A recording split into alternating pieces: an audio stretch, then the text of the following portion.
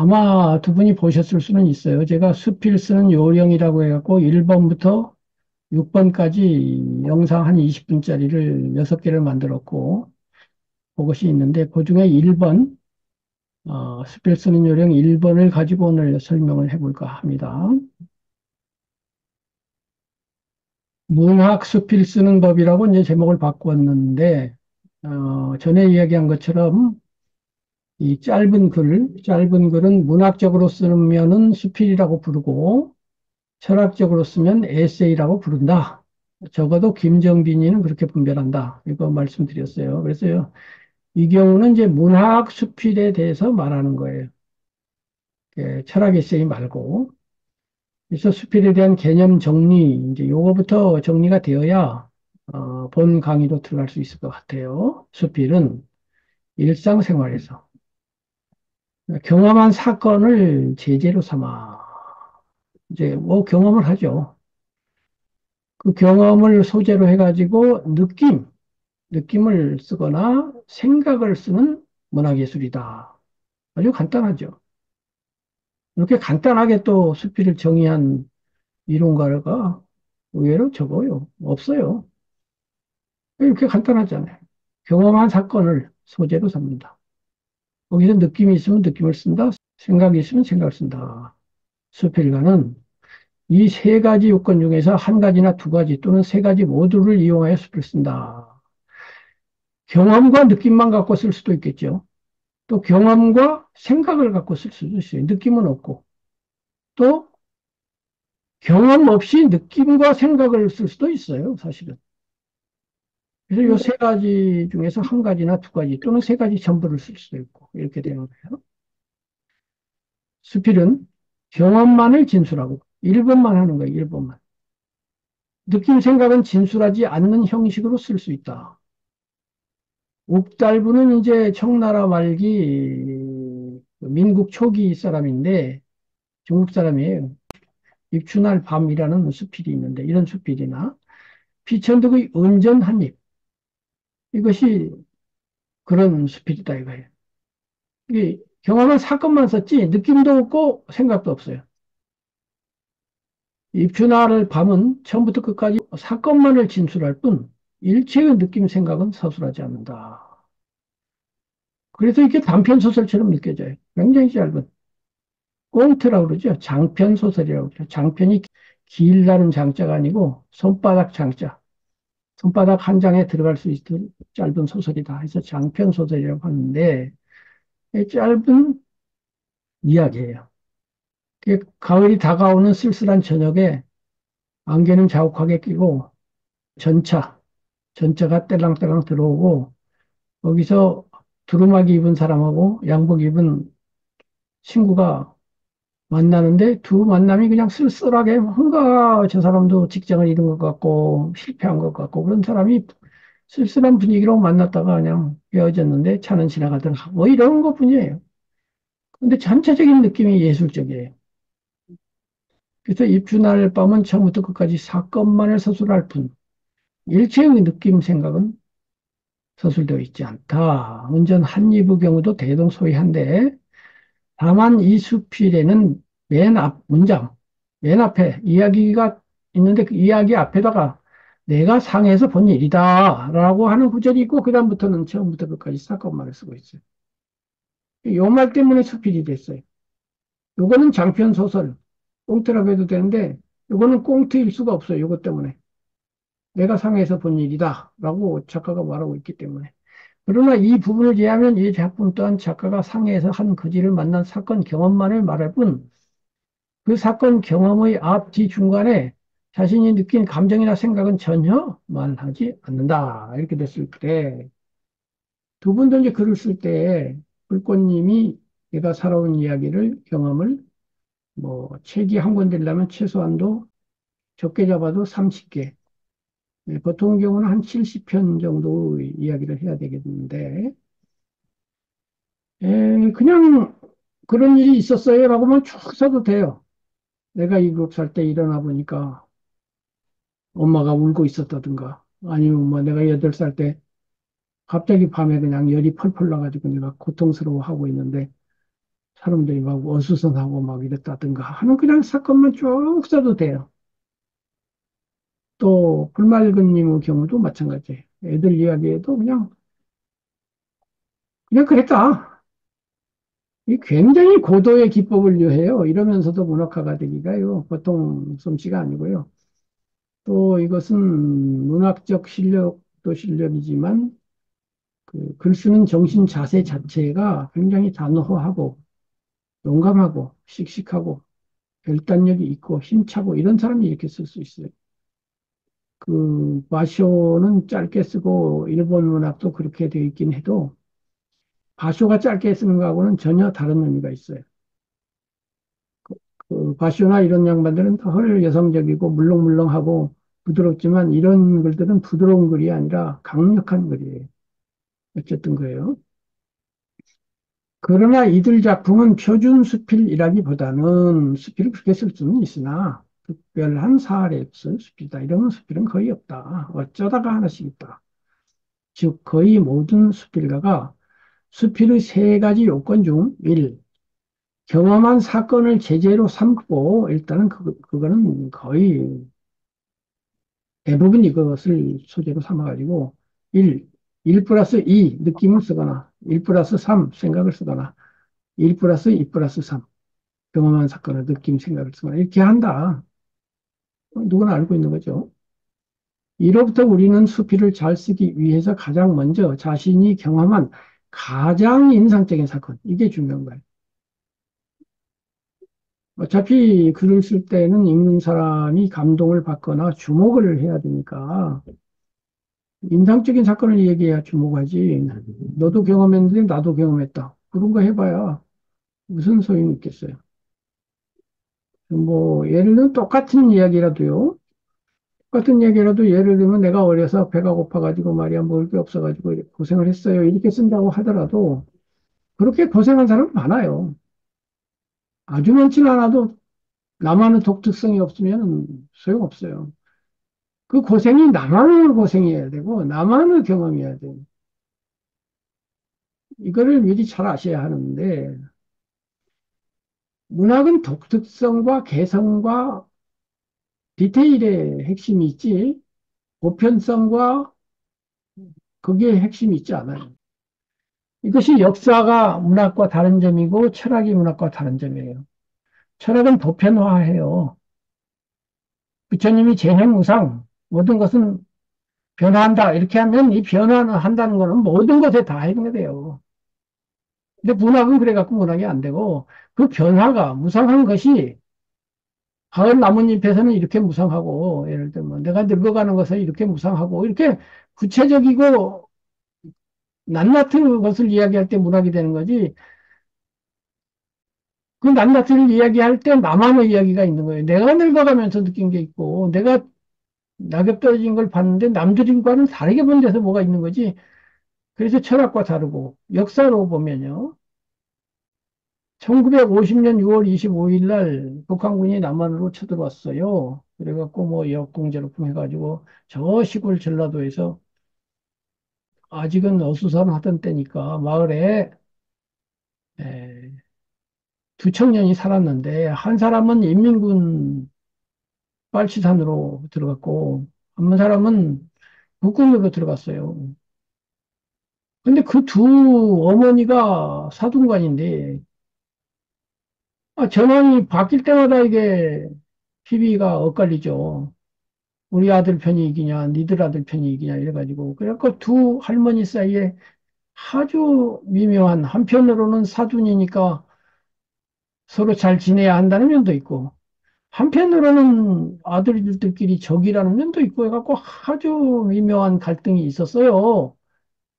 그러다가 빨치산인가 국군인가가 죽어가지고 시신으로 오니까 그냥 화가 나가지고 막 이렇게 쿵제로쿵 하고 막 심각한 사태가 벌어졌는데 얼마 후에 담장에 큰 구렁이가 나타났어요.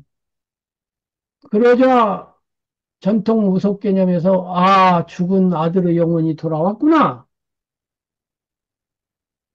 해가지고 그 앞에 가서 두 손을 모으면서 잘 가라고 이 얘기를 하는데, 그 사돈이 와가지고 함께 기도를 하면서 화해가 됐다. 뭐 이런 얘기를 썼다 이거예요. 예를 들면. 그게 윤은길의 장마라는 소설이에요. 장마. 아주 명작이죠.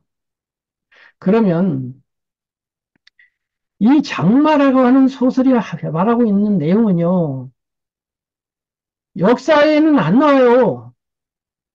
철학에도 안 나오고. 역사에서는 그냥 1950년 6월 25일 날 북한군이 밀고 들어왔고 남한군은 준비가 안 돼서 밀렸어요. 그래갖고 저쪽 전라도에서요. 막 국군과 싸우고 있었고 팔치산을 토벌했고 저 여수 순천 지역에서는 막 반란이 일어났고 막 국군이 정벌하다 보니까 민간인도 죽었고 이런 것만 나오지. 그리고 이쪽 입장에서는 북한군 나쁜 놈들이에요. 쳐들어왔어요. 그리고 저쪽 입장에서는 또 저렇고 이래갖고 저마다 큰 그림만 그리지. 그 안에서 디테일하게 나쁜 놈 속에 좋은 놈도 있고 좋은 놈 속에 나쁜 놈도 있고 국군도 문제가 있고 인민군도 문제가 있고 왜 같은 인간끼리 싸워야 되며 왜 같은 마을 사람들이 원수가 돼야 하며 그런 얘기는 전혀 없어요. 이 역사에는. 그렇잖아요. 거시적인 것만 있지 미시적 디테일 구체성이 없는 거예요. 문학은 그 구체성을 말하는 데 생명력이 있는 겁니다. 역사책을 아무리 읽어도요, 문학책을 안 읽으면은 겉모습만 훑어본 거지 실제는 모르는 거예요. 역사책 읽으면 일본 놈은 나쁜 놈 쳐들어와 갖고 이순신 장군은 위대한 분, 의병장은 위대하고 일본 놈들은 한결같이 나쁜 놈이고 이렇게 돼 있지만 진정한 문학에서는 그렇게 되면 안 돼요. 그거는 대중문학에서는 역시 일본 놈, 나쁜 놈 쓰면 인기가 없겠지만은 그것이 정말 심오한 문학이 되기 위해서는 일본 놈으로 왔는데 좋은 놈도 있어야 문학이 되는 거예요. 한 마을을 다 죽이려고 그랬는데 일본군 대장이 죽이려고 하니까 그중에 한 병사가 그래도 다 죽인 건 너무하지 않습니까? 5만 명을 다 죽인단 말입니까? 어린애라도 살립시다 해갖고 어린애를 100명을 살렸다. 이런 일이 있어야 문학이 되는 거라고요. 그렇고 또 거기서 더 나가서 그래, 살려는 준다. 살려는 주는데 네가 그렇게 잘났냐? 그럼 그 대신 100명 대신 너는 죽어줘야 되겠다. 네가 정말로 진정으로 그들을 그렇게 사랑한다면 네 목숨 정도 내놔야지 될 거 아니야? 그래서 얘가 또 고민을 하는 거야. 그 나가서 야, 100명을 살리는 건 내가 아무리 봐도 오는데 내가 죽으면서까지 살려야 되겠냐? 고민을 하는데 처음에는 자기랑 한 편을 듣던 친구가 빠져나가. 야, 우리 둘이 다 죽어야 된다는데 난 죽으면서까지는 못하겠다. 근데 이놈은 끝까지 가다가 안 못했는데 할 수 없다. 나는 죽겠다. 죽었다. 그럼 그것도 죽은 데서 끝나지 않고 죽었는데 이래가지고 그 죽은 걸 보고 갑자기 또 이번에는 그것이 어떻게 저떻게 돼가지고 그 살아난 또 어린애가 또 어떻게 저떻게 돼갖고 한국군한테 또 연락이 돼갖고 조선군이 어떻게 돼갖고 뒤죽박죽이 되고 섞이고 얽히고 섞여갖고 2중, 3중, 4중, 5중으로 겹쳐가지고 수많은 교직 속에서의 다채로운 사건을 통해서 사람 살이가 그렇게 단순하지 않다. 흑과 백이 아니다. 흑 속에 백이 있고 백 속에 흑이 있고 흑 속에 있는 백 속에 다시 흑이 있고 백 속에 있는 흑 속에 다시 백이 있고 해갖고 그것이 교직되고 교차되고 흑백만 있는 것이 아니라 그 빨간색도 있고 노란색도 있고 큰 것도 있고 작은 것도 있고 뾰족한 것도 있고 네모난 것도 있어가지고 이 다채로운 가운데 인간이 하나도 똑같은 사람이 없는 가운데 인생이 벌어지고 거기에 고민이 있고 슬픔이 있고 눈물이 있고 그러므로 인간은 무엇인가? 이런 것이 문학이다, 이 말이에요. 답을 주지 않아요. 철학은 답을 줘요. 인간은 무엇이다? 답을 안 주고, 인간은 무엇인가라고 묻기만 해. 문학은 묻기만 하는 거예요. 이걸 모르기 때문에 이 엉터리 수필과 엉터리 문학가들이 막 답을 내려고 그러고 말이지. 대단히 미안하지만 이거는 내가 사적인 얘기지만 불꽃님이 뭐 읽었다는 무슨 시인들이시가 다 그런 시예요. 두 가지가 필요해요. 이런 좋은 문학을 할 때는. 첫째는 그런 사고의 다면성과 깊이가 있어야 돼요. 일단. 사태를 그냥 하나로 답을 금방 내리고, 인간은 이런 거야, 외로운 거야, 그걸로 끝내려면, 그게 무슨 초등학생도 아니고 뭐야. 그런 좀, 그거 철학도 아니고, 아무것도 아닌 거예요. 그거는 그냥 지 혼자 생각이지. 그게 무슨 뭐야, 아무것도 아니지. 이중, 삼중, 사중이 하나도 없잖아. 일중밖에 없잖아. 그게 철학적 가면하는 생각이 있어야 되고, 두 번째는 아까 말한 것처럼 문학이라는 것의 본질이 답을 내는 데 있지 아니하다. 라는 걸 알아야 돼. 질문하는 거예요, 질문. 외롭기도 하고, 안 외롭기도 하고, 이렇게도 한데, 도대체 인간은 뭐지? 라고 물어보는데, 문학의 핵심이 있는 거예요. 자기가 뭐 그렇게 대단한 철학자라고 답을 내겠어요. 답을 낸다면은 4대 성인도 답을 못 냈다고 할 수 있고, 역대 철학자 위대하다는 그 수많은 칸트가 답을 냈나, 누가 냈나, 나름 답을 냈지만 그 답도 불완전하다고 했고, 그 다음 철학자가 또 아니라고 사고 이러고 있는 파인데, 다시 말해서 답을 내는 시인이 되고 문학가가 되려면 누구랑 경쟁하는 거예요? 칸트랑 경쟁하는 거고, 헤겔이랑 경쟁하는 거고, 장자랑 경쟁하는 거고, 노나랑 경쟁하는 거예요. 그래서 이길 가능성은 100만 분의 1도 안 돼요. 그렇지 않을까요? 근데 질문하는 사람, 나만의 경험을 말하는 사람으로서 경쟁하는 건요, 칸트랑 경쟁할 일이 없어요.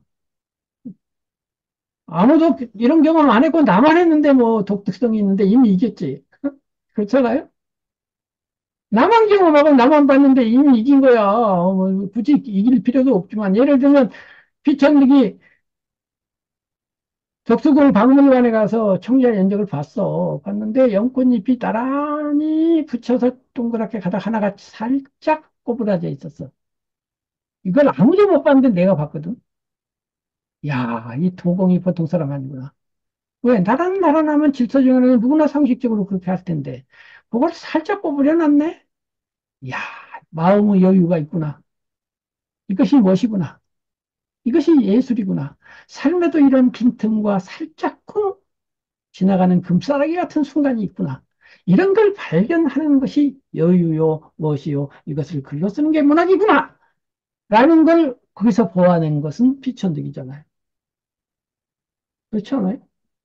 이게 문학의 요점이에요. 그래서 여기서 이때 인상적이라는 것은 일상적이지 않다는 것. 예상 가능한 그런 게 아니고, 연꽃잎이 나란한 건 누구나 예상할 건데, 예상치 않게 살짝 아주 작은 거야. 아주 작은 건데 그 아주 작은 게 중요해요. 새롭다는 게 중요한 거예요. 즉, 특별한 데가 있어서 여느 사람이 경험해 보지 못한 것. 이 경험은 꼭 뭐 무슨 큰 사건이 일어난 경험이 아니더라도 지금 피천득처럼 슬쩍 지나가다가 봤어. 지난번 얘기한 것처럼 시누이와 며느리가 물동이를 이고 가다가 무겁지요? 내가 받아줄게요 하고 가는데 아니에요 하고 싹 하고서 물을 딱 훔치면서 쫙 하는 그 날씬한 모습을 봤어. 이런 것도 경험인 거예요. 이렇게 하는 거예요. 그래서 수필은 문학이고 그러니까 에세이는 철학이에요. 에세이 답을 내려고 하면 철학 에세이로 가는 거예요. 그러니까 에세이를 쓰지 말라는 것도 아니에요. 이 에세이를 쓸 때에도 문학 에세이 또는 우리들이 쓰는 에세이는 칸트가 쓰는 논문 에세이가 아니고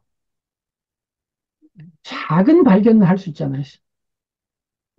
인생 전체를 논하는 발견 말고 아 슬픔 가운데에는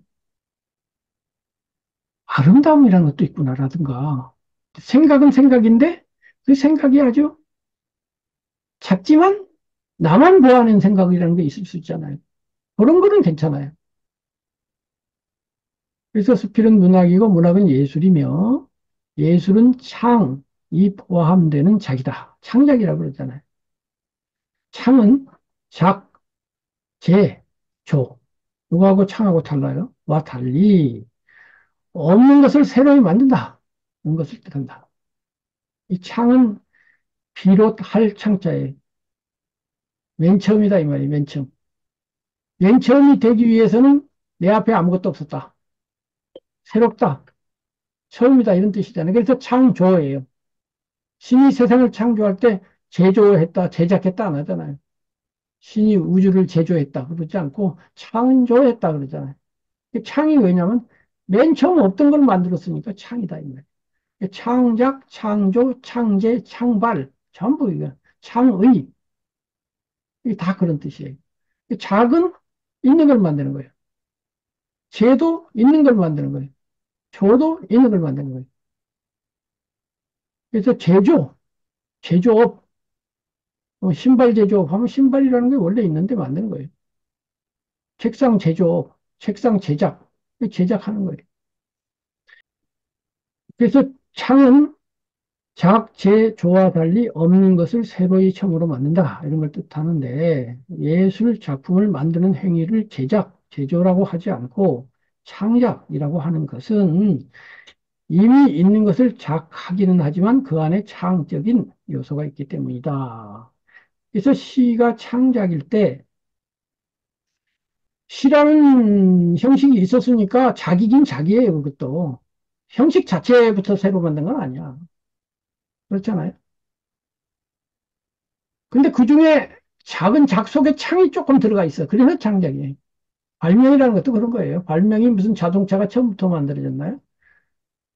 수천 번의 발명을 통해서 지금의 자동차가 된 거 아니에요?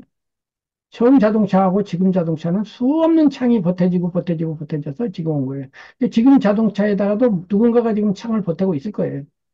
그래서 1만 가지로 되어 있는 자동차 부품에서 하나가 창이면 그것도 창이에요. 문을 지금까지는 이렇게 열고 닫았는데 주르륵 밀리도록 했다. 처음에 하면 그것도 창이에요. 지붕이 열리는 자동차가 없었는데 지붕을 열고 닫게 하는 자동차가 생겼다. 그것도 처음에 하는 순간은 그때는 창이에요. 근데 두 번째부터는 제조, 제작이지. 그래서 시도 마찬가지예요. 모든 시구가 다 창일 수는 없어요. 수필도 마찬가지. 그 중에 창 부분이 많으면 좋겠지만 최소한도 하나는 있어야 돼, 하나는. 그래야 창작이지. 남이 다 하는 말 나도 하고 있으면 그거는 하나도 문학이 아니야. 그래서 내가 대표적으로 드는 예가 이육사 선생의 광야. 겨울은 강철로 된 무지개인가 보다. 라는 구절을 예로 들어요. 그러면 겨울 이퀄 강철 플러스 무지개예요. 이게 창이에요. 이육사 이전에 그 누구도 겨울이 강철로 된 무지개라고 말한 사람은 없잖아요. 맨 처음으로 그렇게 말을 했잖아요. 그렇게 생각한 거잖아요. 이게 창이에요. 그런데 여기에 건너뛸이 있죠. 도대체 겨울이 왜 강철로 된 무지개냐? 설명을 안 해. 설명을 하면 철학으로 가지. 설명을 안 하고 건너뛰어서 생각은 네 맘대로 해. 난 이렇게 말하고 말았어. 어린이 말처럼 또 건너뛰어 버렸어요. 그러면 이런 말을 들으면 어떻게 되냐면 사람 머릿속에서 겨울이라는 단어도 알고 있고 강철이라는 단어도 알고 있고 무지개라는 단어를 알고 있는데 요 세 단어가 교합해갖고 머릿속에서 하나의 그림이 떠올라요. 상이 떠오르죠. 상. 시상 할 때 생각상자 상도 있지만 코끼리 상자 상. 그러니까 이미지가 떠오른다 이 말이에요. 이미지가. 그림이 떠올라요. 이 그림이 두 가지가 있는데 하나는 추상 그림이 있고 다른 하나는 구상 그림이 있어요. 구체적인 모양이 없는 그림은 추상 그림이죠. 예를 들면 사랑이라는 단어를 들으면 우리는 추상 그림을 떠오르죠. 우정, 애국 이런 말은 추상적인 그림을 떠올려요. 근데 나무, 산, 무지개, 강철 이거는 구상 그림이 떠오르잖아요. 광철이라는 실제 사물이 있으니까 구체적인 그림이 떠오르는 거예요. 근데 겨울이라는 단어는 추상 단어예요. 그러나 반쯤은 또 구상 단어예요. 겨울 하면은 사랑 비슷하기도 하면서도 겨울 하면 떠오르는 또 사랑보다는 더 구체적인 것이 떠오르는 그 중간지대쯤 되는 단어인데 강철하고 무지개는 완전히 구상적인 사물이죠. 그림이 확실히 떠오르죠. 그러면 어떻게 되냐? 머릿속에서 그림이 하나 그려지는 거예요. 강철과 무지개가 결합해서 겨울이 된 그림 하나가 머릿속에서 떠오르는데 그걸 상이라고 한다, 이 말이에요. 그렇죠? 그 상이 예술이에요. 예술이라는 건 그 상이요. 시를 통해서 예를 들면 나 보기가 역겨워 하실 때에는 말 없이 고이 보내드리오리다. 이렇게 시를 읊조리면 나 보기가 싫어서 갈 때는 아무 말 안 하고 그냥 보내줄게요. 이렇게 말을 할 때하고 다른 뜻은 똑같아. 근데 그거를 리듬으로 넣어가지고 나보기가 역겨워 하실 때에는 말없이 고이 보내드리오리다. 이렇게 노래처럼 얘기하면 그 노래의 효과, 운율 효과 때문에 머릿속에 떠오를 때 그 상이 음악적이고 아름답게 떠오르겠죠. 그 다음에 영변의 약산 진달래꽃 아름다다 가실 길에 뿌리오리다. 이렇게 하면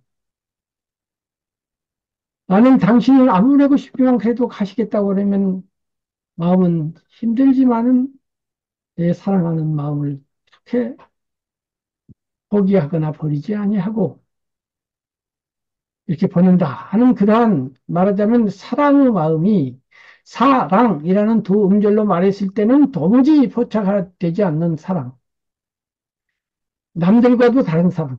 다른 사람이 사랑할 때 그런 사랑 말고 나만의 사랑, 나 방식의 사랑. 이 시를 말하고 있는 그 사람의 사랑이 머릿속에서 이미지로 떠오른다 이거예요. 그렇게 해서 마음속에서 그런 이미지와 그림이 떠오르는데 그 그림은 그 그림은 구상화기 때문에 지금 이 진달래꽃 같으면 진달래꽃을 노래하고 있는 시인의 모습이 암암리에 떠올라요. 여인인 것 같아. 떠나간 남자도 암암리에 떠올라. 그다음에 진달래꽃도 떠오르고 진달래꽃이 뿌려져 있는 길도 떠올라. 이런 것이 구상적으로 머릿속에 떠오를 때 비록 마음속이기는 하지만 경험이 돼요. 경험은 대개의 경우는 우리가 마음의 경험이 아니고 손으로 만지고 눈으로 보고 귀로 듣고 하는 경험인데 그것이 아니고 마음 속에서 보고 듣는 거예요. 실제로 진달래꽃을 본 거하고는 다르지만 이 시를 읽는 동안에 우리는 진달래꽃이 뿌려진 길을 마음속으로 경험하는 거예요. 그리고 그 경험이 우리의 마음을 움직여. 그게 감동이야. 마음속 경험이 우리를 움직여가지고 와, 거기서 뭔가 느낌이 오는 거예요. 그걸 만들어낸 게 예술이에요.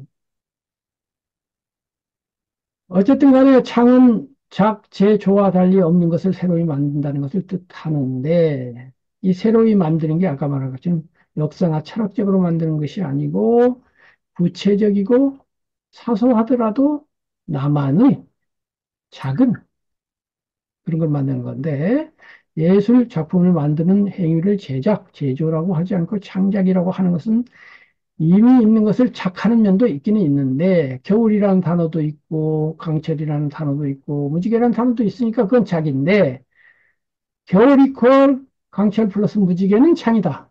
그 아이디어는 그래서 창적인 요소가 있다. 그게 많으면 많을수록 훌륭한 문학이다.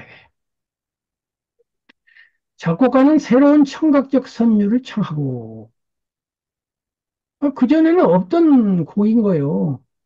나나나나나나나나나나나 이 노래를 처음 작곡했을 때 그런 가사가 곡은 없었잖아요. 처음으로 창한 거예요. 그러니까 이런 노래는 없었으니까. 그다음에 또 왈츠라는 곡 형식이 없었는데 왈츠라는 곡을 처음으로 만든 사람은 곡 자체 형식을 창한 거예요.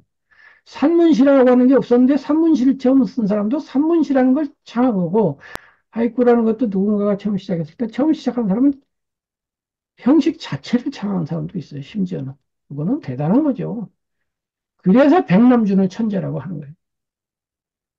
백남준 씨처럼 비디오 아트를 할 수 있어요, 지금. 백남준보다 더 멋지게 할 수 있는 사람도 많을 거예요, 아마. 왜냐하면 그 사이에 많은 변화가 있었으니까. 그래도 그 사람은 천재가 아니에요. 두 번째 했기 때문에. 비디오 아트라는 걸 처음으로 한 사람은 백남준이기 때문에, 그 다음에 비디오 아트를 아무리 잘해봐야 비디오 아트라고 하는 형식을 만든 건 아니잖아. 예술 장르를 만드는 건 사람하고, 만들어놓은 장르를 갖고 한 사람하고는 차원이 다르지. 그 장르 자체를 만든 사람은요, 역사 전체를 보더라도 거의 없어요. 시를 만든 사람이 누군지 알게 뭐야. 어쩌다가 여러 사람에 걸쳐서 생긴 거 아니에요. 자동차도 누가 만든 사람이 있나? 처음에 뭐 이러쿵저러쿵 하다 보니 그렇게 된 거야. 비행기 만든 사람은 있어요. 라이트 형제가. 대단한데, 영화? 영화를 맨 처음 만든 사람은 없어요. 조금 하다 발전하다 보니까 여기까지 온 거야. 그 완성된 예술 장르를 처음부터 다 만들어갖고 척헉 내놓은 사람은 백남준 말고는 거의 없어요. 근데 김정빈이가 하려고 하는데 남들이 인정을 안 하네. 아이디어도 있고 시범도 보였는데 제가 또 그거 말고 딴 데도 신경 써서 그런데 어쨌든 그다음에 이제 화가는 새로운 시각적 색깔 모양을 찾는다. 그러니까 모나리자라고 하는 것이 그려졌을 때 그렇게 생긴 미인은 여태까지 없었거든요. 미인 그림이 좀 많았어요. 다 비슷비슷한데 그렇게 생긴 미인은 처음 나타났으니까. 그러니까 그것이 창이다 이거지. 문학가의 경우. 시인은 이미지를 새로이 창하고 소설가는 이야기를 창하는 거예요.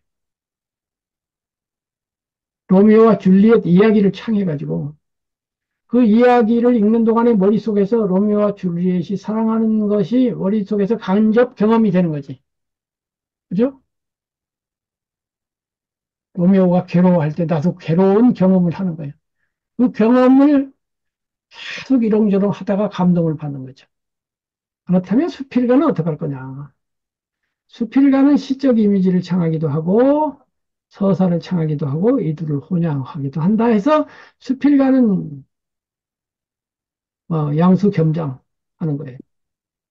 다른 점은 시인과 소설가는 상상력을 사용해서 새로운 것을 창하고 수필가는 상상력이 시작되기 이전 단계의 경험 사건을 서술한다는 점이다. 나보기가 역겨울을 창작할 때 김소월 시인은 상상력을 가지고 가상의 사람이 되어서 놀이를 하고 있어요. 김소월이가 실제로 애인을 떠나 보내고 있는 것이 아니고 시 속에 있는 어떤 사람, 화자, 시 속에 어떤 X라는 사람이 있어. 그 사람이 지금 애인을 보내고 있는 거예요. 김소월이 보낸 거 아니잖아요. 작중 화자가 있다고. 상상 속에서 그 작중 화자가 있어가지고 그 사람을 중심으로 노래를 했고, 그러나 시인이 작중 화자가 안 되고 나는 이렇게 시를 쓸 수도 있어요, 또. 그렇긴 한데, 어쨌든 상상력을 이용하는데, 소설가는 또 주인공을 상상해갖고 하는 건데, 수필가는 피천득이 내가 상해에서 본 일이다. 그러면 그 피천득이 본 거예요. 작중 화자가 본 게 아니고.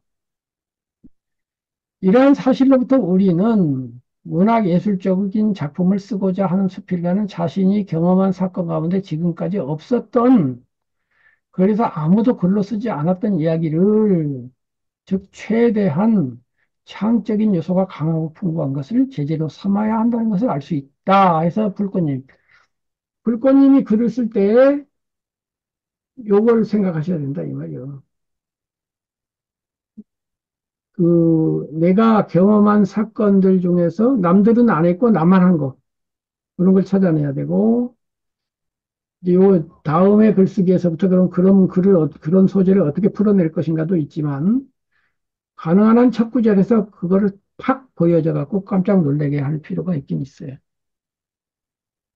나중에 놀래키려고 천천히 가는 것도 좋은 방법이긴 한데, 그러나 좀 깜짝 놀래놓고 나서 그 놀란 사건이 왜 일어났냐면요. 이렇게, 이렇게 하는 것도 괜찮아요. 그 예를 들면, 갑자기 벌떡 일어났다. 주위가 소란스럽다. 누군가가 부르짖고 있다.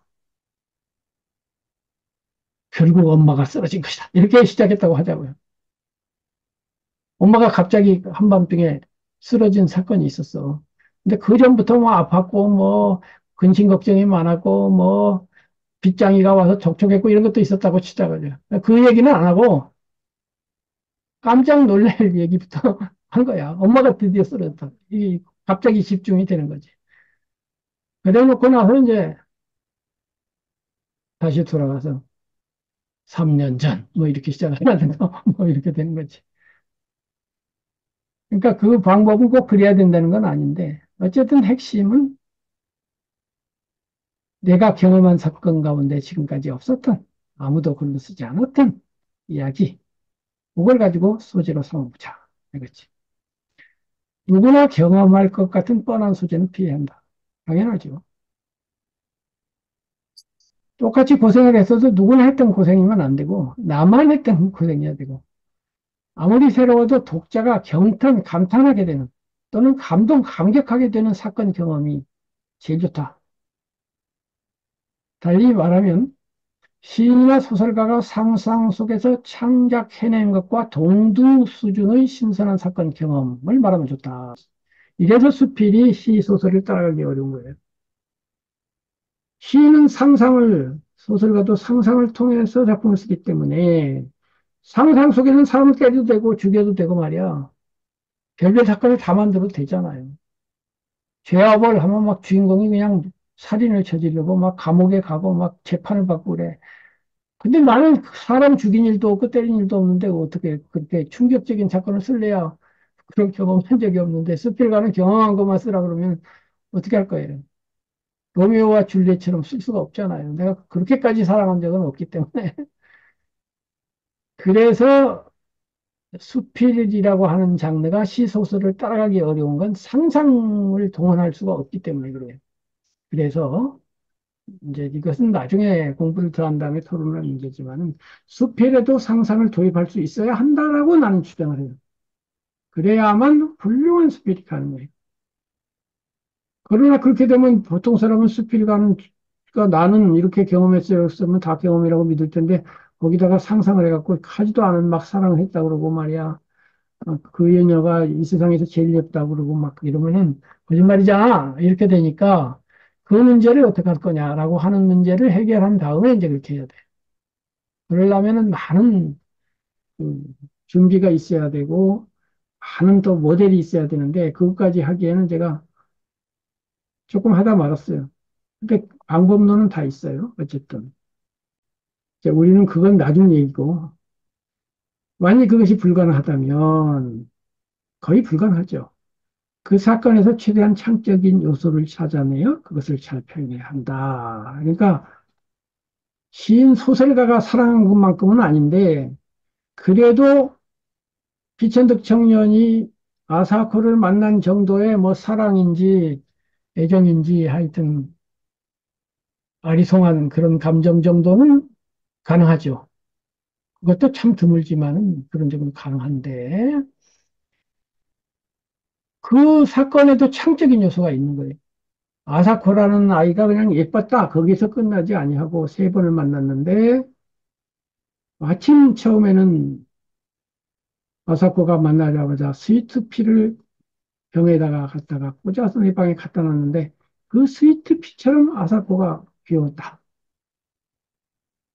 그다음에 10년 후에 가보니까 대학교 여학생이 되어 있었는데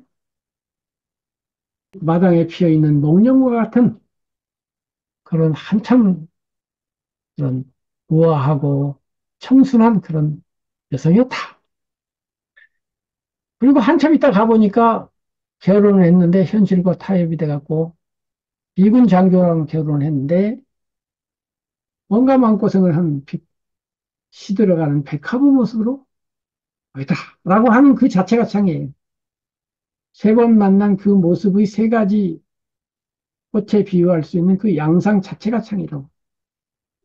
이야기 속에 이미 창이 들어있어요. 근데 실제로 피 선생님이 그 세 번 만난 것은 사실이겠지만 스위트피가 정말로 꽂아줬고 정말로 목련이 피어 있었고, 그랬는지는 몰라요.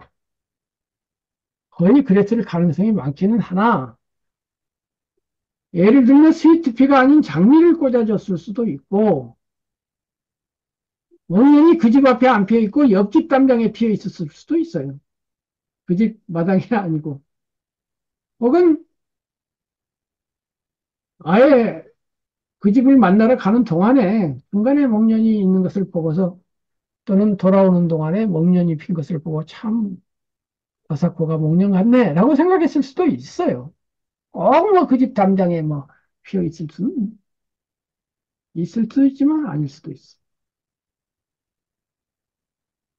그러니까 이런 정도의 그 뭐 약간 사건의 만지기, 개변, 상상의 가미 이거는 허용이 되어야 된다고 봐요. 그래야 작품이 완성이 되지. 있는 그대로 사실만 갖고 처음부터 끝까지 완전한 그림이 나온다는 것은 실로 거의 어렵지 않을까요? 이제 그렇게 돼서 아예 그냥 그러지 말고 수필을 쓰지 말고 소설을 써버리자. 그래갖고 그냥 처음부터 시작해갖고 그냥 피천득은 빠지고 어떤 청년을 등장시키고 아사코를 뭘로 바꿔가지고 그냥 사건도 더 풍부하게 하고 길이도 좀 많게 해서 단편 소설을 썼다. 이렇게 할 수도 있겠죠. 근데 그렇게 하려면은 이제 문학적 그 솜씨가 수필가 수준을 넘어서서 상당히 요구가 돼요. 어쨌든 간에 그렇게 되고요. 예를 들어보자. 휘천드그 인연은 작가와 아사코 간에 일어났던 사건을 제재로 담아 쓰여진 글이다. 이 스필의 제재는 세상의 그 어떤 사람도 경험해보지 못한 휘천득 자신만의 독특한 그래서 창적인 사건이다. 그렇잖아요. 소설가가 소설로 써도 좋았으리만큼 창적인 요소가 풍부한 이야기이다. 너요. 이 특별한 사건을 서술하는 중간중간에 그리고 맨 마지막에 작가는 이 사건에 대한 자신만의 창적인 생각을 서술한다. 아까 사건만 서술할 수도 있는데 생각도 서술할 수 있고 느낌도 서술할 수 있다고 그랬잖아요. 이 생각을 서술하는 거예요. 아사코를 스위트피, 옥년, 백합에 비유하는 것도 생각이고 그리워하는데도 한 번도 못 만나게 되기도 하고 일생을 못 잊으면서도 아니 만나고 살기도 한다. 나와 사코는 세 번 만났다. 세 번째는 아니 만났으면 좋았을 것이다. 이것은 생각이죠. 사건만 이야기하지 않고 자신의 생각을 이야기한다. 이래서 수필이 된다. 소설이 아니다.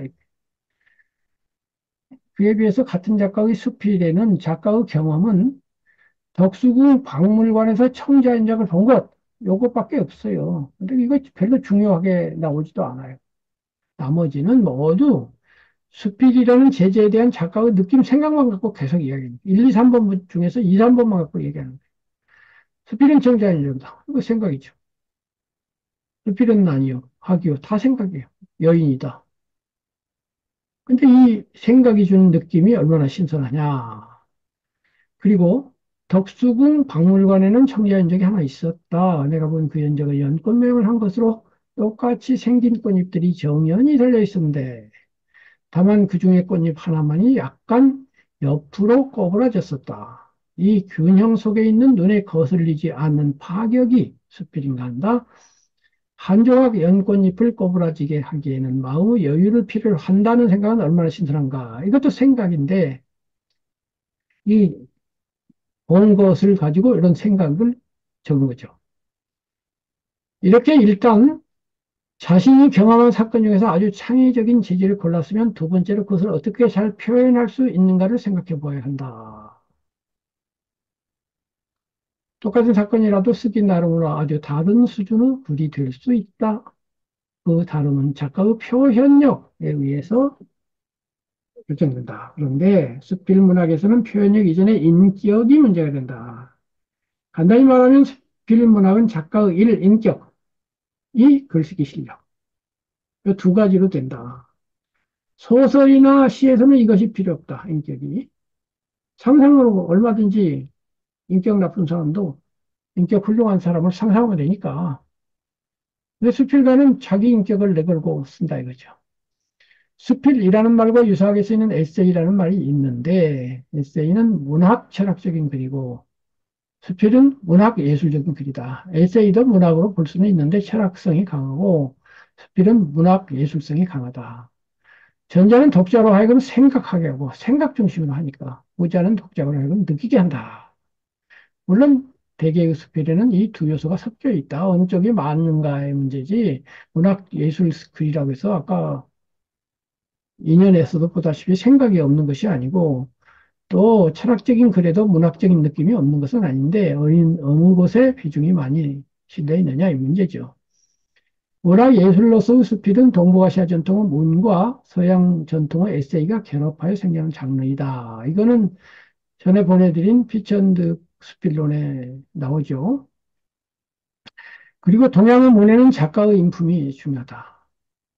동양에서는 문에서 느껴지는 인품이 없으면 어, 작품을 인정을 안 해요. 글씨지만 좋아가지고는 안 돼요. 그래서 작가의 고결한 인품이 느껴지면 느껴질수록 높은 가치를 인정받게 된다는 뜻이다. 그 점에서 좋은 수필은 인격의 분자의 경지에 이르러 있는 사람에게서 기대된다.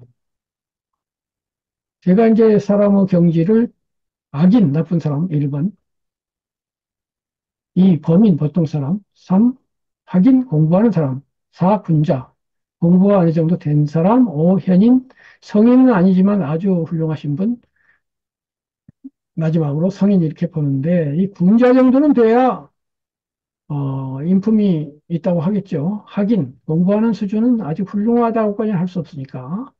하지만 군자의 경지에 이르기는 매우 어렵다. 제 기준으로 제가 평생 수많은 사람을 만났는데 이분은 완전한 정군자다. 군자도 내가 보기에는 초입 군자가 있고 중간 군자가 있고 완성 군자가 있을 텐데 완성 군자다라고 느낀 사람은 한 명도 보지 못했어요. 그렇게 군자되기가 어려워요. 근데 초입군자 정도 되는 분은 몇 분 봤어요. 군자가 이게 보통 문제가 아니에요. 적어도 제 기준으로 그래요. 그렇다면 대부분의 작가들은 군자가 아니란 얘기인데 어디서 갈 거냐 이거지. 그렇다면. 아직 군자까지는 아닌 학인으로서 좋은 수필을 쓰려면 어떻게 하냐. 이거에 대한 답이 있어야겠죠. 첫 번째로 인격에 대해서 검토해보면 인격은 높낮이로서의 인품. 지금 군자니 뭐 성인이 하는 건 인품의 문제인데 높낮이가 있고 높낮이가 없는 성격. 성격은 높낮이가 없어요. 따라서 높은 인격자가 못 되는 사람이 좋은 글을 쓰려면 인품에서 부족한 면을 성격 쪽에서 보충해야 된다. 성격은 곧 개성이며 개성은 사람마다 다르다. 요즘 MBTI가 유행인데 MBTI로만 보더라도 16가지 성격이 있잖아요. 근데 그건 16가지가 있다고 해서 사람이 16종류나 있지 않아요. 이 중 하나만 하더라도 수만 가지로 다시 나눌 수가 있겠죠. 과일로 비유하면 사과 맛이 나는 사람, 배 맛이 나는 사람, 복숭아 맛이 나는 사람, 밥 맛이 나는 사람이 있는 것이다. 과일이 수도 없이 많은 것처럼 사람 성격도 수도 없이 많죠. 그리고 이들 모든 맛은 높낮이로 평가할 수가 없지요. 어느 과일이 더 우수하다 이렇게 말할 수는 없어요. 저마다 맛이 다른 것 뿐이지. 따라서 좋은 수필가가 되기 위해서는 먼저 자신의 인격이 어느 정도인지를 가늠해야 하고 내가 군자냐 학인이냐를 보고 두 번째로는 자신의 개성이 어떤 것인지를 알아야 하며 그런 다음에 개성을 능숙한 글솜씨로 써내야 한다. 내가 사과하면 사과 맛을 내고 배면 배 맛을 내자 이 말이죠. 사과가 배보다 더 많이 팔리죠. 인기가 있죠. 그런데 내가 배면은 배 맛을 내야지 사과 맛을 흉내내면 안 돼요. 실패합니다. 인기가 있거나 없거나는 둘째치고 자기 맛을 내야 돼요. 문학에서의 글쓰기 실력을 표현력이라고 한다면 좋은 수필은 작가의 인격은 인품 플러스 개성이라고 했죠. 을 바탕 삼은 표현으로서 창작된다. 이중 인품에 대해서는 논의하지 않고 표현 부분만을 논한다면 좋은 수필을 쓰기 위해서 가장 먼저 해야 할 일은 훌륭한 제재를 고르는 일이며 훌륭한 제재는 곧 창의적인 요소가 풍부한 사건 경험이라는 것은 앞에서 이미 말한 대로이다. 정리를 해보자. 수필은 작가의 높은 인품을 요구한다. 그러나 갑자기 인품을 높일 수는 없는 일이다. 따라서 높낮이로서의 인품이 부족하다고 생각되는 수필가는 부족분을 표현력으로서 보충해야 된다. 그래서 우리가 이런 공부를 하는 거예요. 표현력을 늘리려고. 표현력을 구성하는 첫 번째 요소는 작가의 개성이다. 따라서 수필가는 먼저 자신의 개성을 파악해야 된다. 그런 다음에 자신의 개성이 가장 잘 드러나는 표현법이 어떤 것인지를 알아내야 하고 그 표현법에 능숙해져야만 한다. 그렇다면 개성에는 어떤 것들이 있고 그 개성들은 어떤 표현법으로서 가장 잘 형상화될 수 있는가?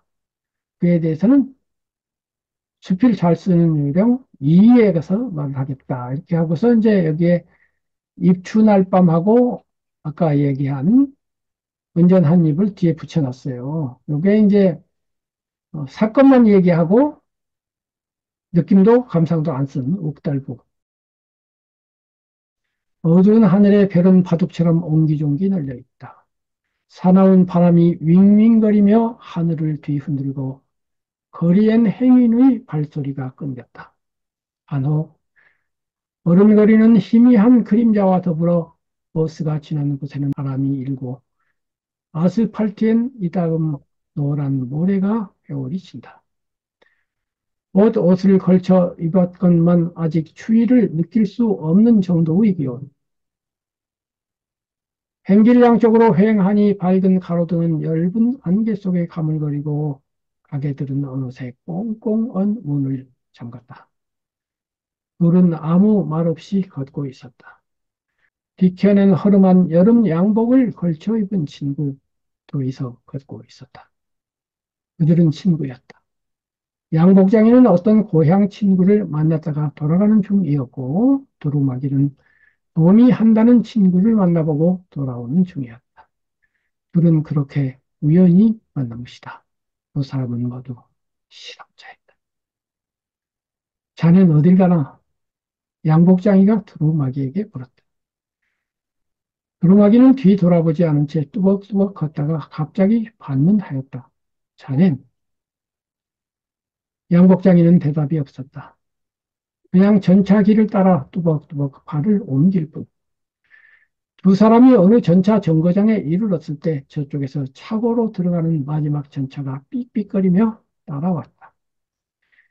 두루마기는 걸음을 멈추고 양복장이 친구가 다가오기를 기다렸다. 양복장이 친구와 어깨가 나란해질 무렵 전차는 땡그렁땡그렁 방울을 치며 떠나버렸다.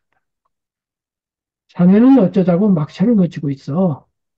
두루마기 친구가 빈정대듯 물었지만 양복장의 친구는 아무 대꾸도 없이 앞으로 걸음을 옮겼다. 이번에는 두루마기 친구가 그 뒤를 따라 걸었다.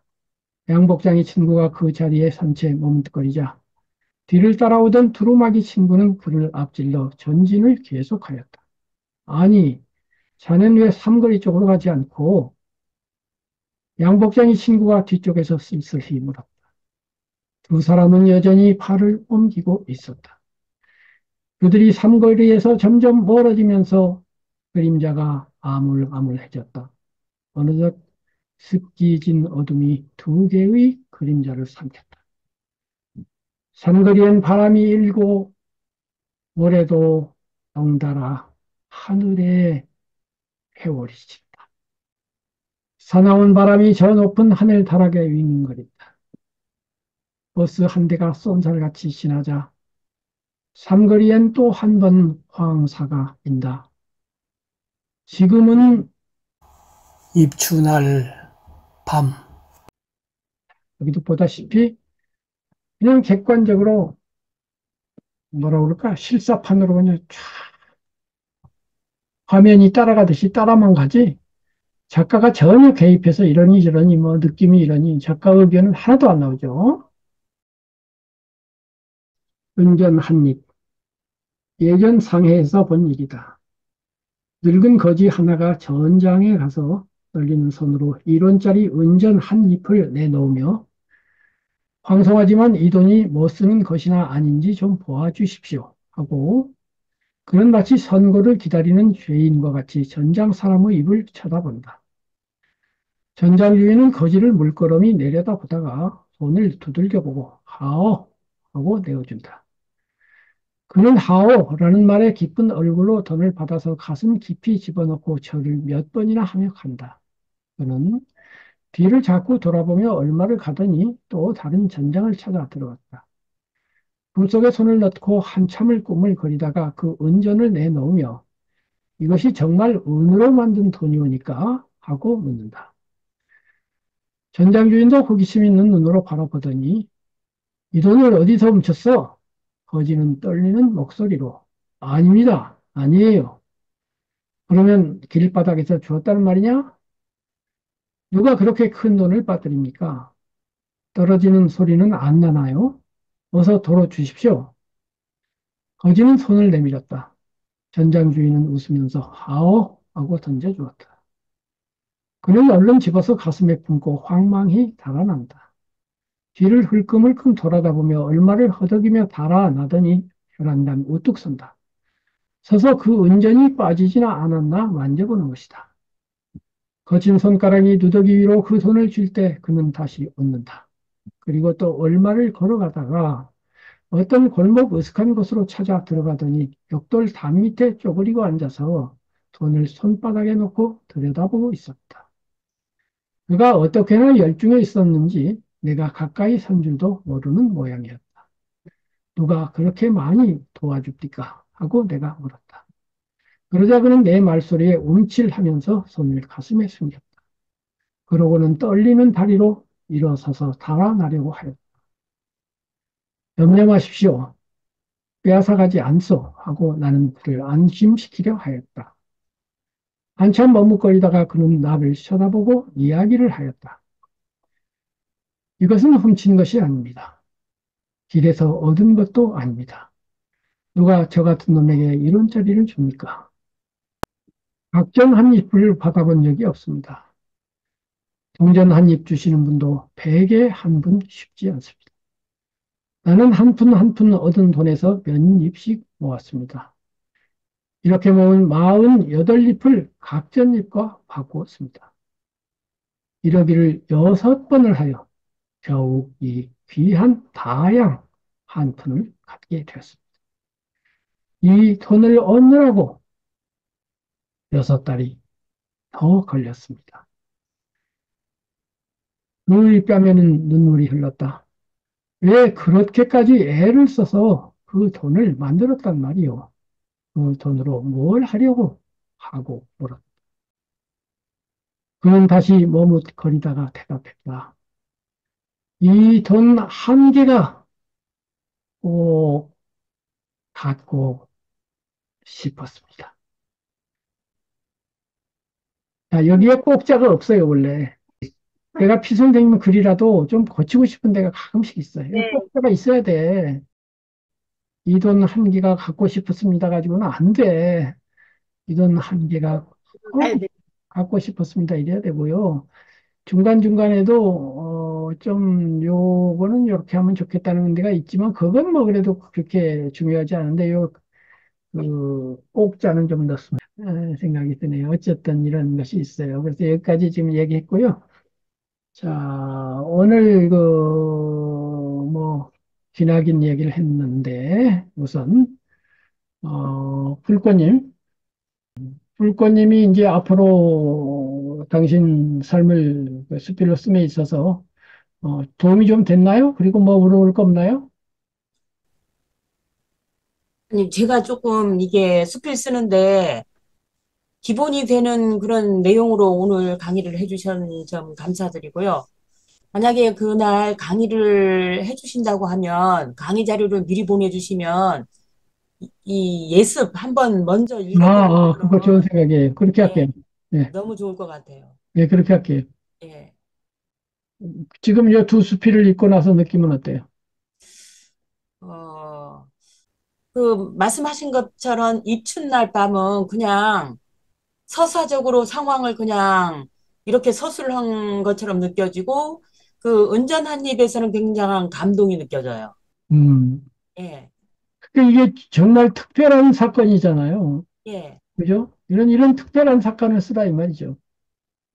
그래서 이거는, 이렇게 감동이 있는 글을 예, 이거, 쓰시는구나. 그래서 비천득 선생님 수필, 내가 대표 수필 10편 안에다가 이걸 넣었어요. 그런데 이제 예를 들면 비 선생님 글이긴 한데요. 네. 문장을 쓸 때 여기까지 이렇게 길게 이렇게 하면은 읽기가 좀 불편해요. 이렇게 길게 이렇게 하면. 아, 그래서 저는 이 경우라면은 알아본다 해서 이렇게 바꾸는 거야. 예. 이런다고 해서 뭐 달라질 게 없잖아요. 아, 이렇게 하고서 여기서 바꾸고, 아. 이렇게 하면 스타일이, 훨씬 읽기가 스타일을 쉽고요. 좀 예, 읽기 예. 쉽게 해야 된다는 거죠? 그리고 여기 저기서 이렇게. 이 정도 한 3행이나 4행 정도에서 바꾸면 읽기가 쉽거든요. 예. 그렇잖아요. 예. 그리고 여기 꼭자가 하나. 혹자 글에 넣어주시면 안 됩니까? 아니, 근데 원본이 없는 걸 내 마음대로 작가가 쓴 거를 개입하면 안 되죠. 지금 피 우리가, 선생님이 지금 살아계시면 내가 지금 피 선생님 온 거 전체를 의견을 냈을 거예요. 지금 같으면 내가 자신감 가지고 이거는 이렇게 합시다. 해갖고 완전히 그냥 거의 뭐 모든 작품에 손 안 댈 데가 없는 글이 하나도 없어요. 피 선생님이 우리나라 최고의 문장가 중에 한 분임에도 불구하고 지금 이것만 하더라도 이렇게 하면 훨씬 낫지 않아요. 제3자가 봐도. 예, 이렇게만 하고 예, 내 꼭자만 하나 넣어도 하여튼 1%라도 나아진 건 맞잖아요. 예. 이렇게 그렇죠? 나아진 방법으로 저희를 주도해 주시면 아니, 좋겠는데. 그런데 제가 그거를 작가 거를 손대면 안 되고요. 예, 그거는 안 되고. 그 다음에 이게 정확하게는 이제 또 이 중간에 이런 것도 있어요. 누가 그렇게 많이 도와줍디까 하고 나는 물었다. 그러자 그는 내 말소리에 움찔하면서 손을 가슴에 숨겼다. 그리고는 떨리는 다리로 일어서서 달아나려고 하였던데 그리고는 이가 아니고 그러고는. 어, 그리고는 영어에서 end고요, end. 그러고는 그렇게 행동하고 나서 음, 다르죠. 네. 그죠? 뭐 이런 거가 원문에도 그러고는인지 그리고는인지 아마 그리고는이니까 내가 이렇게 썼을 거예요. 내가 타이핑하면서 이렇게 쓰긴 썼는데 아마 만약 그리고는이라고 적겠다면 그러고는이 맞아요. 근데 요거는 작가가 그렇게 썼다 하더라도 출판 편집자가 고쳐도 되거든요. 문법 문제니까. 그렇잖아요. 음, 근데 이런 것까지 정확하게 쓰는 우리나라 최고의 출판사들도 이런 데에서 가끔 좀 틀리는 경우가 있고요. 이튿날 밤 같은 것도요, 이렇게 자세히 들여다보면 문장을 좀 더 잘 쓸 수가 있는 부분들이 더러더러 있어요. 그 중국의 최고의 수필가 두 명이 주자청하고 이국달루인데, 이런 최고의 수필가의 글인데도 흠을 잡으려면 접지 못하는 게 아니에요. 그러나 이제 뭐 그런 것까지 뭐 다 할 필요는 없으니까 이제 하는 거고요. 어쨌든 간에 그렇고 자꾸 얘기하다 보면 본의 아니게 남을 비판하고 나 잘난 소리처럼 해가지고 하고 싶지는 않은데 근데 사실인 걸 어떡하냐고. 그리고 그걸 알아야 공부가 되는 걸 할 수 없잖아요. 그죠? 숙명이라고 봐야 되겠죠? 아니, 어쩌면 당연한 것 같아요. 네. 점점 이것도 발전을 해야죠, 글도. 아니 그리고 내 눈에 보이고 아무리 10번 생각해도 내 말이 맞는 걸 어떡하냐고. 선생님이라고 봐줄 수도 없죠. 그건 그렇고. 자, 블루말건님 소감하고 의견 좀 말씀해 주세요. 네, 저는 두 개가 다 사건을 쓴 수필이잖아요. 그 느낌이나 생각도 좋지만 저는 그게 담담하고 좋더라고요. 저가 얼마든지 상상할 수 있는 여백을 주는 것 같아서요. 이런 스타일이 마음에 든다 이거죠. 네, 네. 그거 좋아요. 그렇게 쓰면 돼요. 그리고 지금 그 보내주신 그 어린이 그 말들, 그 네. 문장을 보면 이런 느낌이 나요. 예, 그러니까 간결간결하고 단문 짤막짤막 하면서 이런 말들도 상당히 이 중간중간에 비약이 많거든요. 건너뛰기 많고 생략이 많아요. 그렇기 때문에 이게 원고 양에 비해서는 원고 봐. A4로 한 페이지하고 이것밖에 안 나가거든요. 음, 그것도 A4로 한 페이지하고 이것밖에 안 나가요. 이게 이렇게 되면 내가 볼 때는 원고지로 한 8장? 이것밖에 안 돼요. 그런데 뭐 어설픈 무슨 소설, 무슨 70몇 짜리 소설 막 단편 소설 하나 읽는 거 못지않는 느낌이 있잖아요. 이게 스피릿이에요. 이렇게 간결하게 쓰는 이걸 빨리 배워야 돼요. 이거는 서양 작가들한테는 거의 볼 수 없는 일이에요. 서양 작가들한테. 서양 작가는 이거 하나 쓰는데요. 이거 최소한도 2배 이상 쓰지 않는 작가가 거의 없어요. 이렇게 간결하게 쓰지 않아요. 그리고 우리나라 수필가도 피천득처럼 요 얘기 갖고 이렇게 8장으로 쓰는 사람 아무도 없어요. 최소한도 2배 이상 길어요. 무슨 구절이 구절이 갖고 상해에 갔던 얘기, 예정상에서 번일이다 요거 갖고 서너 줄 그때 상해에서 내가 대학생활을 할 때 뭐 어쩌고 저쩌고 거기에는 무슨 그 거리가 이렇게 있었고 전장이 있었고 그게 학교 앞에가 가면 멋이 있었는데 거기 어쩌고 저쩌고 어느 날 가다 보니까 막 이러면서 잔소리를 잔뜩 하게 돼 있어요. 그렇죠? 대부분 수필 여러분 읽어보시면 그렇게 돼 있잖아요. 이렇게 간게. 근데 이것이 휘선생님이 굉장히 거의 어릴 때 쓴 거예요, 이거. 음, 거의 뭐, 거의 맨 처음에 발표하다시피 한 작품이에요, 이게. 근데 그때 이미 이렇게 간결하게 했을 줄 알았던 거예요. 그러니까 이 양반이, 이게 이제 동양의 문화 전통과 서양의 에세이가 합쳐졌다고 그랬는데, 동양의 이게 문화 전통하고 관련이 있어요. 동양의 옛날 글들이 이렇게 생겨 먹었어요. 이렇게 간결하게 하는 한문 문장들이 이렇게 돼 있어요. 나중에 한문으로 된 명문장들을 감상하면서 제가 설명해 드릴게요. 한문 명문장이 얼마나 간결한지 이거보다 훨씬 간결하죠. 한문 명문장. 훨씬 간결해요. 예를 들면 가장 대표적인 구런의 어부사라는 글이 있는데 글자 수로 그저 한 보통 200자이네. 그러니까 요만해. 전체 다 해봐야 한 요 정도 되는 거예요.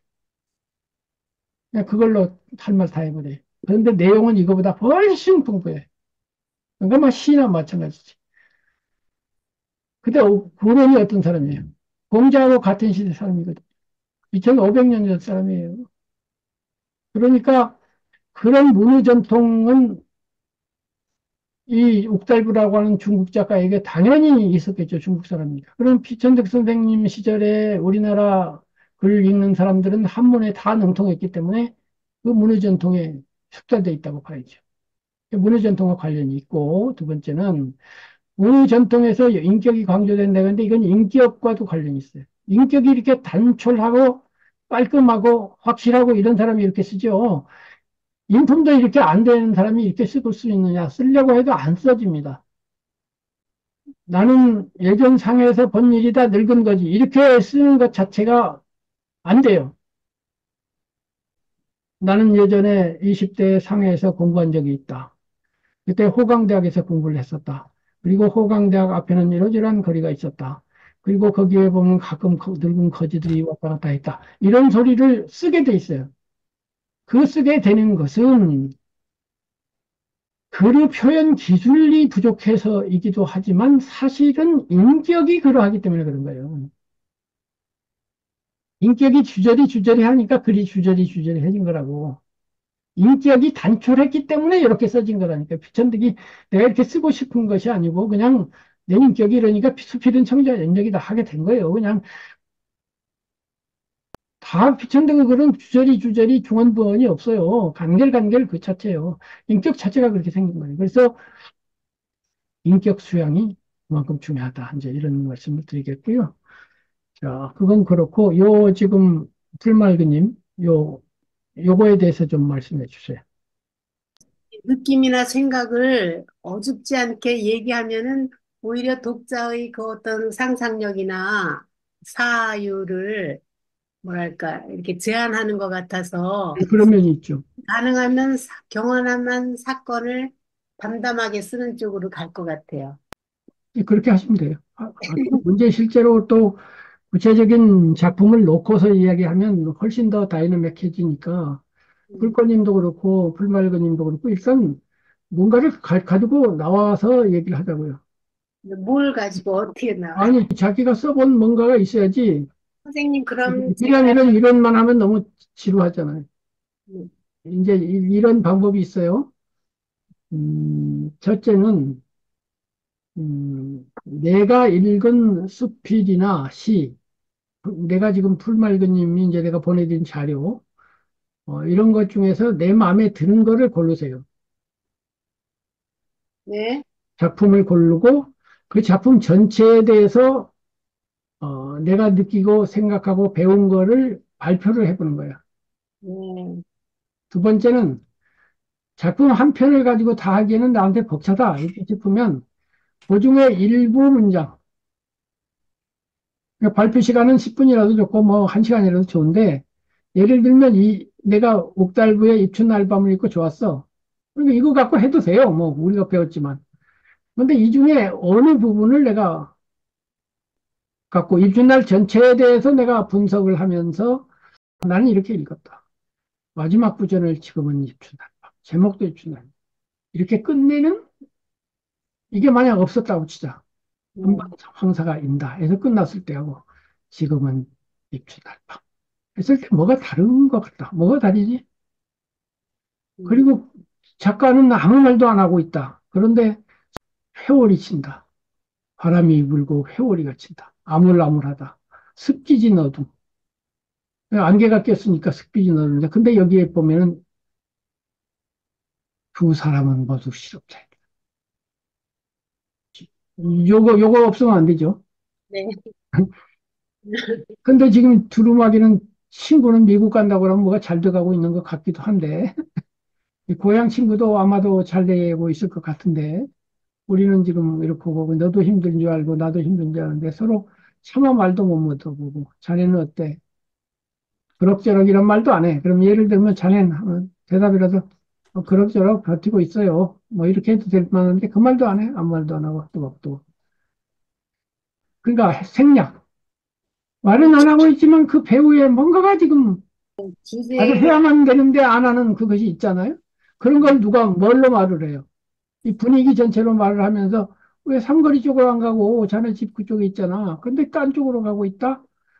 그러면 술을 마시러 가는 건지 아니면 가서 혼자 앉아서 울려고 가는 건지 아니면은 무슨 다른 사정이 있는지는 모르지만 그리고 가만히 있을 수도 없고 가기는 가는데 점점 멀어지고 아물아물해지고 그럼 이 회오리 바람이라든가 모래바람이라든가 황사라든가 윙거림이 뭐냐고요.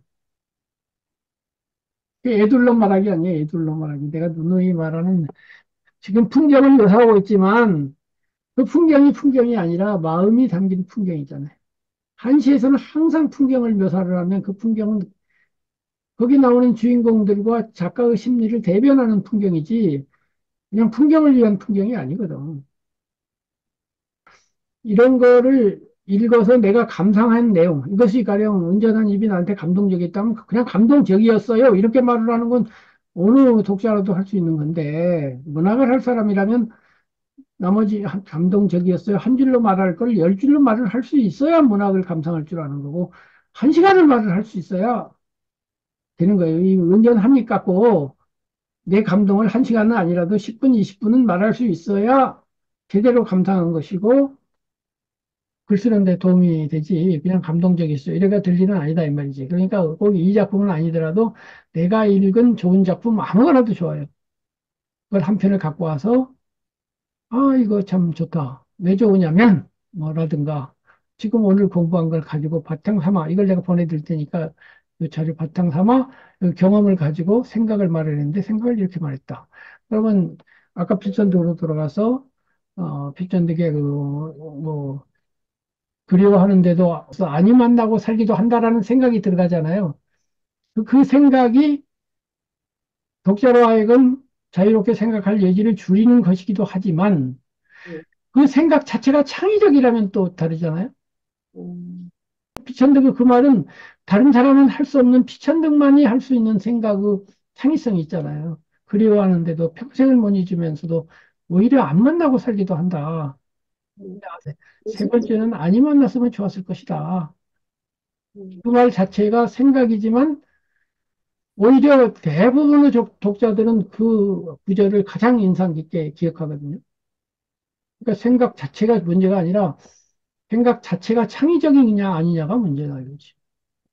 생각을 무조건 안 넣는 게 좋은 것도 아니고 반드시 넣는 게 좋은 것도 아니고 요점은 새로운 새로운 생각이 있어야 된다. 그러면 처음부터 끝까지 생각만으로서도 충분하다. 수필은 청자의 연적이다. 생각이요. 수필은 아니요 하기요. 다 생각이요. 근데 너무나 창조적이니까 하지만 제 생각에는 그 독특한 감각인 것 같은 생각이 들어요. 그러니까 감각이기도 하고 생각이기도 하고 네, 느낌이기도 하고 생각이기도 하죠. 수필은 산책이다. 수필은 길이다. 수필은 여인이다. 기본적으로는 생각이죠. 네. 그렇잖아요. 비유니까. 생각적인 생각이 네, 들어요. 그러니까 그 생각을 안 쓴다 이기 전에 어쨌든 핵심은 창이다, 창. 음, 밤꽃 마을의 선생님 뒷부분 있잖아요. 어떤 부분? 뒷부분에 그 아, 아이들, 엄마와 아기. 참 좋다고 생각이 되고, 누군가가 선생님의 그 작품을 좀 조명을 했으면 좋겠어요. 집중. 뭐, 내 혼자 생각으로는 네, 그 타고르 시집에 들어간다고 해서 하등의 문제가 되지 않아요. 네, 타고르 동시집에다가 같이 넣는다고 해서 타고르 작 그래놓으면은 그 타고르가 쓴 거지 김정빈이 쓴 게 아니라고. 그렇지 않아요? 타고르도 그 이상 뭘 어떻게 쓰겠어요. 그런데 사람들이 그런 거 생각 안 하거든. 김정빈이는 유명하지 않으니까 뭐 그렇게 만드는 거지. 그러니까 학생들이 논문을 쓸 때 김정빈 선생님 거를 좀 쓰게 썼으면 좋겠는데, 대학생들은 좀 힘에 붙일 것 같고요. 석사학위 논문도 힘에 붙일 것 같고, 박사학위 논문도 좀 힘에 붙일 것 같아요. 제가 드린 시집의 해설을 장석주 시인이 썼잖아요. 예, 예. 장석주 시인이 우리나라 대표 평론가요. 네, 그리고 대표 시인이요. 네네. 그리고 우리나라에서 독서를 제일 많이 하는 사람 5명 안에는 반드시 드는 독서가요. 네, 하루에 책을 한 권 이상 읽는다고 할 정도고 그 집에 가면 책이 몇만 권이 산더미처럼 쌓이는 사람이에요. 예, 근데 그 양반이 그 평을 쓰면서도 앞에 시에 대해서만 쓰지 엄마와 아기에 대해서는 언급을 안 하잖아. 그 양반 같은 대가도 예. 이런 시는 그리고 그거는요. 지금 바쇼를 연구한 그런 분은 좀 맛을 알 거예요. 왜냐면 네네네네. 거기 고요함이 있잖아요. 예, 예. 근데 이 장석주 선생은 그런 고요함이라는 걸 가지고 내 시에 대한 평을 쓰긴 썼어도 네네. 고요함과 선과의 관계까지 얘기할 분은 아니거든. 그 양반은 서양 철학을 관심 갖지 선 이런 거는 특히 마지막 시 그 침묵이라는 시 있잖아요. 침묵. 네네. 그 바로 그 앞에 있는 침묵이라는 시 있어요. 네, 아침, 낮, 저녁, 밤 이렇게 돼 있는 시. 예. 그 시도 타고르 시에서 시상을 얻은 건데 그런 시는 내가 보기에는 한용운 시집에 넣어놓으면 한용운의 알 수 없어요보다 못할 게 없다고 생각해요. 뭐 공중에 나는 무슨 뭐는 뭐 누구의 뭐 뭡니까 그 유명한 시가 있잖아요. 그럼에도 불구하고 사실은 이게 개인적인 이야기인데 이 시집이 엄청나게 대박이 날 수가 있었던 기회가 있었어요. 네. 왜냐하면 그때 그 견지사라고 하는 출판사에서 하드카바로 크라운판으로 이 시집을 내준다고 그랬어요. 네. 하드카바로 네. 데뷔한 신인을 그것도 크라운판으로 네. 이거는 그 당시 최고의 아동문학가였던 유경원 선생이 유일하게 냈는데 그 양반 책 다음으로 내를 내고 주기로 한 건데 냈어야지 돼 반드시. 근데 나는 꼭 바보 같은 짓만 하는 사람이니까 안 냈어요. 왜 아는 친구가 출판사 한다고 그걸 알고서 내가 낸다고 해서 그 보내갖고 그렇게 조그만 책이 된 거예요. 그걸 네. 완전히 묻혀버렸는데 만약 그렇게 됐으면은 난리가 났을 거예요. 아마 한국 아동문학 동시사상 가장 화려하게 등장하는 사람이 됐을 텐데 거기다가 그 크라운판 정도가 아니에요. 거기다가 동양화까지 몇 페이지에다 넣어주기로 했어요. 그런데 안 했어요. 근데 그런 일이 내가 뭐 대학 가려다가 시험 보고 안 보는 거랑 똑같은 것처럼 내가 엉뚱한 짓을 많이 했는데 지나놓고 보면 참 바보였다 이런 것도 들고요. 이건 좀 이상한 이야기긴 한데 지금 와서 보면요. 그런 바보 같은 짓들이 누적되었고 그것이 지금 수행 쪽으로 돌아가면 그게 무엇하고 또 관련이 되고요. 네네네네. 알겠습니다. 그래서 오늘날 내가 자신감 있게 무엇라는 걸 말할 수 있게 되고 음, 무엇라는 게 어느 정도 이렇게 마음에 자리 잡는 상황에서는요. 음, 그래갖고 그래서 내가 크라운판을 내고 한국의 대표 문학가가 된들 뭘 어쨌다고. 음. 그게 뭐길래. 그게 내가 노벨상을 받으면 그게 뭐길래 도대체. 그게 중요해? 라고까지 생각하게 되는 힘이 그런 배경에 있어요. 그래서 이거는 좀 어떻게 말하면 내 변명 비슷한 것이기도 한데 저는 이해할 수 있어요. 절반 정도는 사실이에요. 네. 전부 사실이라 그러면 내가 제법이라는 소리인데 전부까지는 아니더라도 상당 부분은 사실이거든요. 그래서 하여튼 그런 얘기가 있어요. 그러나 저러나 간에 홀말그님 정도 되시는 분이 우치에서 그 느낌을 받으시고 그렇게 말씀해 주시는 것만으로도 훌륭해요. 똑똑한 것 같아요. 그리고 나중에 그대는 장차 붓다가 되리라를 좀 읽고 거기에 대한 의견을 좀 적었어요. 아이고, 제가, 예, 불꽃님은 그 책이 괜찮다고 뭐 지난번에 말씀하셨는데 어떤 분은 심지어 그거 노벨상 받아도 된다고 한 분도 있었으니까 노벨상까지는 그만두더라도 하다못해 한용운 문학상이라도 받아야 된다고 주장을 하는 분도 있는데 전혀 그런 게 될 리가 없어요. 그런 문학상도 아니고 우리나라 문학상이 아마 100가지가 넘을 거예요. 그 어느 문학상도 저하고는 인연이 없을 것으로 사료가 됩니다. 열심입니다. 네네. 다음 주에 뵐게요.